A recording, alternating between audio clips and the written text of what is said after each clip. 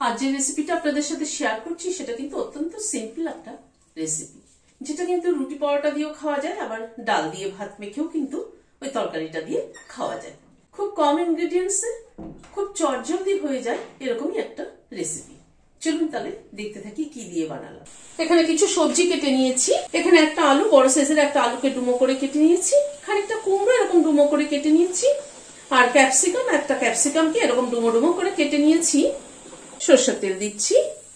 তেলটা গরম হওয়ার পরে 1/2 চামচ 5 ফোড়ন দিয়ে দিলাম। 1/4 চামচ মতো হিং দিলাম। 5 ফোড়ন আর হিংটাকে একটু ক্র্যাক করিয়ে নিচ্ছি। গ্যাসের ফ্লেমটাকে কম রেখে এবার প্রথমে আলুটাকে দিয়ে দিচ্ছি। আলুটাকে দিয়ে আলুটাকে আগে একটু ভেজে নিচ্ছি। আলুটাকে মিনিট খানেক একটু নাড়াচাড়া করে নিলাম। এবার কুমড়োটা দিয়ে দিচ্ছি। 1/2 চামচ নুন দিয়ে দিলাম। পরিমাণ মতো হলুদ দিয়ে দিলাম। নুন হলুদ দিয়ে ভেজে নিচ্ছি আলু কুমড়োটাকে। একটা কাঁচা লঙ্কাকে মাঝখান থেকে চিড়ে দিয়ে দিলাম। ঝালটা অবশ্য যে যেরকম খান সেভাবে অ্যাড করবেন। একটু ঢেকে দিচ্ছি আলু কুমড়োটা সেদ্ধ হওয়ার জন্য। গ্যাসের ফ্লেমটাকে মিডিয়ামে রাখছি। 3-4 মিনিট মতো ঢাকা ছিল, ঢাকাটা খুললাম।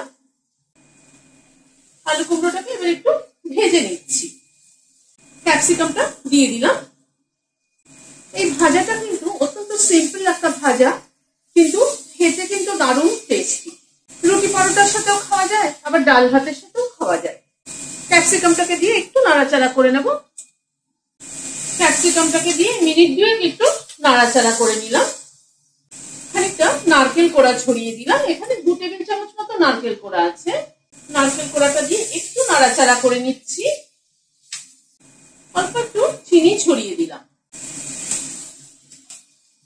খানিকটা তিল ছড়িয়ে দিলাম। এই নারকেল কোড়া আর তিলটা দেওয়াতে কিন্তু এই ভাজাটার টেস্টে পুরো পাল্টে যায়। তিলটাকে দিয়েও একটু নাড়াচাড়া করে নেব। লাস্টে 1 মুঠো ধনেপাতা ছড়িয়ে দিলাম। আর একটা কাঁচা লঙ্কা মাথাটা চিড়ে দিয়ে দিলাম ফ্লেভারের জন্য। পুরোটাকে একবার একটু নাড়িয়ে দিচ্ছি। গ্যাসের ফ্লেমটাকে বন্ধ করে দিলাম। দিয়ে ঢেকে দিচ্ছি স্ট্যান্ডিং টাইম 5 মিনিট। ধনেপাতার কাঁচা লঙ্কার ফ্লেভারটা অ্যাবজর্ব হওয়ার জন্য। এই যে ধনেপাতার কাঁচা লঙ্কার ফ্লেভারটা এর মধ্যে গেলে পরে খেতে কিন্তু দারুণ লাগবে। ভিডিওটা যদি ভালো লেগে থাকে তাহলে একটা লাইক এবং সাবস্ক্রাইব করার অনুরোধ রইল। আজ তাহলে এখানে শেষ করছি। নমস্কার।